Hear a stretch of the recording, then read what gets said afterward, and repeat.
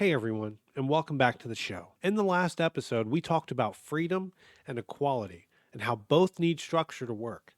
But that leaves one big question: who builds that structure? Who sets the boundaries of the sandbox? And more often than not, the answer is government. At its core, government is supposed to do two main things: protect rights and safety, meaning keeping people from hurting each other or taking each other's stuff, and create the conditions where society can function and thrive.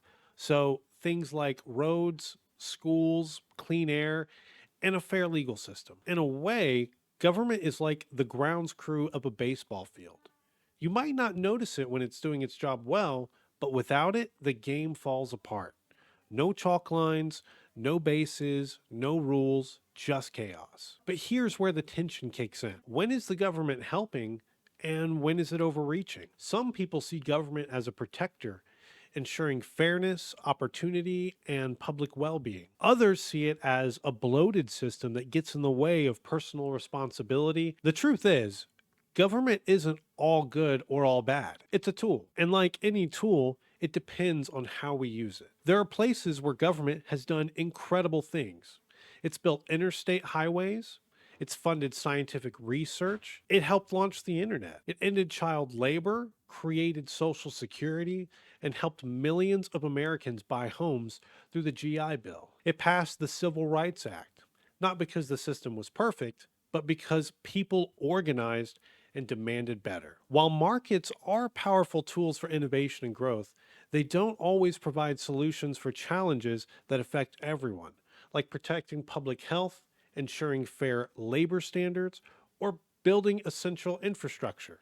That's where government steps in to fill gaps and create opportunities that the market alone can't guarantee. These are examples of government stepping in, not to take over people's lives, but to level the playing field or fix things the private market would. But there are also times when government overreaches or fails outright. Bloated bureaucracies that slow down basic services, regulations that are so tangled they hurt small businesses more than big ones, wasteful spending, or programs with good intentions but poorly executed. And there are painful historical moments too, when government was not just flawed, but actively harmful. From Japanese internment camps to Jim Crow laws, government has, at times, enforced inequality rather than correcting it. So it's complicated. Government can be a force for justice or injustice, for empowerment or control. And that's why conversations about the role of government are so important. Because if we care about balancing freedom and equality, we have to ask, when does the government create that balance and when does it throw it off? Here's something I've realized: your view of government often depends on what you've lived through or what you fear. For some people, especially those who've seen government bloat, corruption, or inefficiency up close, it feels like government is the problem. They worry about high taxes with little to show for it, overregulation that crushes small businesses, or government picking winners and losers instead of staying neutral. These people often emphasize personal responsibility, limited government, and individual liberty. And that's not coming from a bad place. It's coming from a belief that people thrive when they're left to chart their own path without interference. But for others, especially those who've seen how power can stack the deck in favor of the wealthy, the well connected, or the already advantaged, government feels like the only force big enough to level the playing field. They may have grown up in communities where the market didn't provide good schools, safe housing, or clean water. And for them, government isn't the enemy, it's a potential lifeline. So it makes sense that we often talk past each other. One side sees government as a threat to freedom, the other sees it as the only hope for fairness. And here's the thing: both views hold truth. And that's why I believe modern liberalism isn't about choosing sides, it's about navigating the tension. How do we support freedom without letting power go unchecked? And that brings us to the core question: is government a helper or hindrance? Let's be honest. Most people don't hate government in theory. What they hate is bad government. People get frustrated when systems feel bloated, inefficient, or out of touch. When the DMV feels like a maze, or when potholes aren't getting fixed, or when policies sound great but never actually help real people, that's when trust erodes. And that frustration isn't partisan, it's human. But here's where it gets tricky. What one person sees as help, another sees as interference. A social program that helps a struggling family afford food, some see compassion and safety. Others see dependency and bloated bureaucracy. Regulations that protect workers or the environment, some see as fairness and accountability, while others see red tape and job killing rules. Taxation to fund public goods like roads, education, or healthcare, some see shared responsibility, others see overreach and waste. The real debate isn't just, is government good or bad? It's, when is it the right tool and when is it not? That's what modern liberalism tries to sort through. It doesn't assume the government is always right, but it also doesn't assume markets or individuals can solve every problem alone. It asks, what problems are too big for individuals to solve on their own? And what things should we guarantee as a baseline, no matter your zip code, your income, or your background? And where does government step back to let people innovate, take risks, and build on their own? So, this isn't about worshiping the state or tearing it down. It's about getting smarter about when government should be the helper and when it truly becomes the hindrance. Of course, not all government action is good government action. There are real examples, historic and modern, of overreach, inefficiency, or even outright harm caused by state intervention. Take the Prohibition era in the United States. It was a moral policy pushed through with good intentions, but it ended up fueling organized crime, encouraging corruption, and reducing public trust. The law didn't eliminate alcohol, it just pushed it underground. Or look at civil asset forfeiture laws, when in some places, law enforcement can seize property from individuals without ever charging them with a crime. That's not protecting freedom, it's undermining it. And sometimes even well intended policies get bogged down in bureaucracy.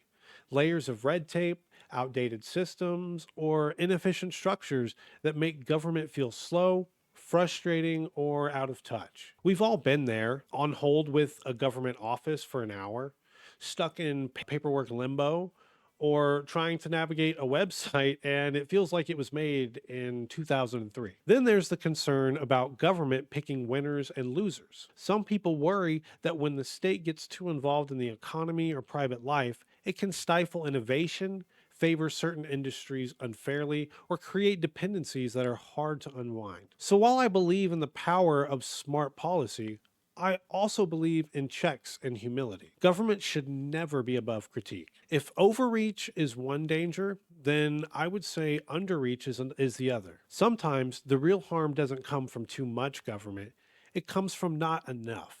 From a failure to step in when people are hurting or when powerful interests go unchecked. We've seen this in situations like Hurricane Katrina, where delayed government response and poor coordination left thousands stranded without basic necessities. Entire communities, especially low income and minority communities, were left vulnerable not just to the storm, but to the aftermath. That wasn't too much government.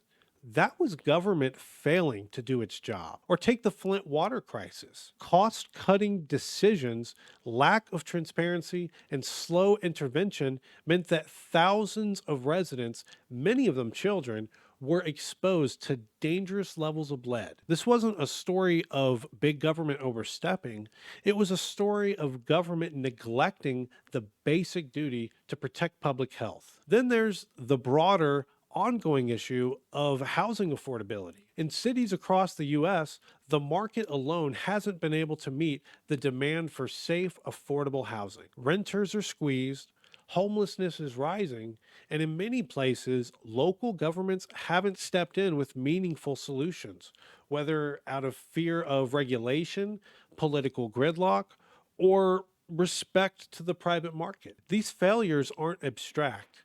They leave people exposed, vulnerable, and that's the paradox. Sometimes people blame the government for doing too much, but just as often, the real problem is that it didn't do enough or it didn't do it well. So, if we want a better system, we have to be honest about both types of failures: action without wisdom and inaction without courage. So, after everything we've explored, the dangers of overreach, the consequences of inaction, and the messiness of human systems, it leads us to the real question: what kind of government should we actually strive for? Not just in theory, but in practice, in our neighborhoods, in our schools, in our everyday lives. To me, the best governments aren't the biggest or the smallest.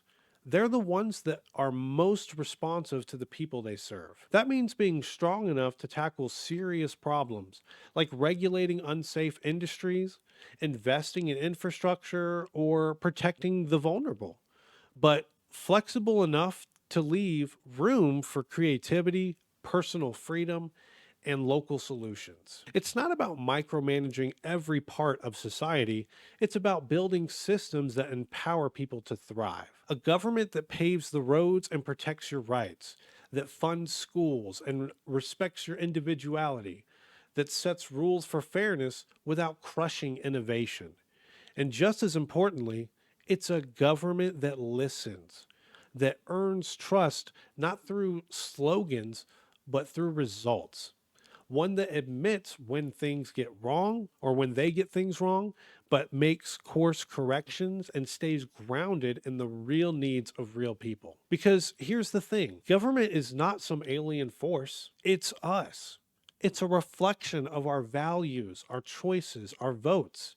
If it's failing, that's not just a government problem, it's a civic one. So when we ask whether government is a helper or hindrance, maybe the better question is: how do we build a government that's worthy of our hope and honest about its limits? Thanks for sticking with me through this deep dive into the role of government. It's clear there's no simple answer, but understanding these tensions helps us think more critically about the choices we make as a society. So, what do you think? Is government mostly a helper or a hindrance or something in between? What kind of government would you want to see? And what role do you think you play in shaping it? Drop your thoughts in the comments. I would love to hear from all perspectives. And if this episode sparked something for you or helped you see things a little differently, please feel free to like, subscribe, and share it with someone who'd appreciate the conversation. And the support goes a long way. Until next time, stay curious, stay kind, and take care of each other.